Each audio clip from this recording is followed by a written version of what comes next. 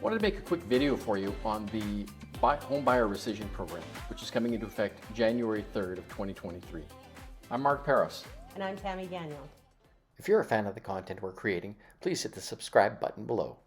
It's important to note that this Home Buyer Rescission Program can't be waived by a buyer or seller. It's legislative in nature, so it applies to the following kinds of transactions.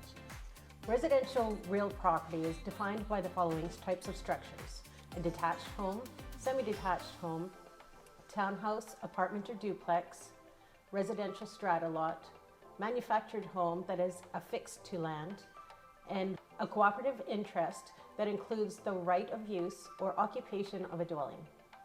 And there are some exemptions to the legislation. For example, if you're buying a property that's subject to Section 21 of the Real Estate Development and Marketing Act, which is essentially affected by most new properties, or if you're purchasing a property that's on leased land, this would not apply. Additionally, if it's a leasehold interest in real estate, or it was a sale under auction or a court-ordered sale or foreclosure, this Home Buyer Rescission Program simply wouldn't apply in that case. The duration of the rescission period is 3 business days, beginning the day after offer is accepted.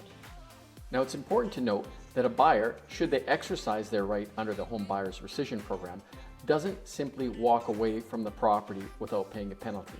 There is a penalty to be paid, and that penalty is equivalent to 0.25 of 1 percentage points of the purchase price negotiated on the offer to purchase. So for example, if it's $1 million property, the penalty paid by the buyer would be $2,500.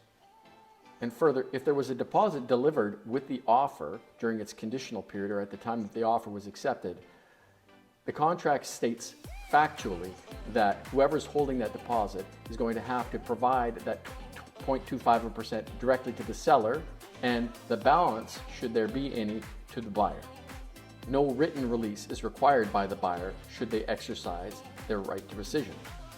The buyer has to exercise their rescission program in a very specific way. The home buyer must serve the rescission notice to the seller in one of the following ways: either registered mail, fax, or email with a reg receipt. It must also be done on one of the BCFSA's forms specific for this purpose. That rescission must also contain the address of the property as well as the PID number and the name of the buyer, the signature of the buyer, and the name of the seller. Of course, also the date of the notice. And we as licensees have to provide you information with respect to the HBRP at the time that we're doing a disclosure with you and at the time of an offer. As is often the case here in the Okanagan, deposits aren't typically taken until the deal becomes firm. So in many cases, the listing firm might not have a deposit in hand to subtract the rescission fee from.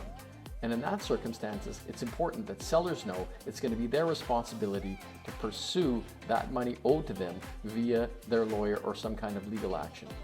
It's also important to note that this is different from a conditional period for your financing or inspection. And if there's an issue with your financing or there's a problem with your inspection, you can not waive those conditions and not be subject to paying this penalty to get yourself out of the deal. For this new regulation or any other rules that you may be concerned about, feel free to reach out to us at sellingokanagan.com or either of the 2 emails on your screen. I'm Mark Paris. And I'm Tammy Gagnon. We're the Selling Okanagan Real Estate Group at RE/MAX Kelowna. Thanks for watching.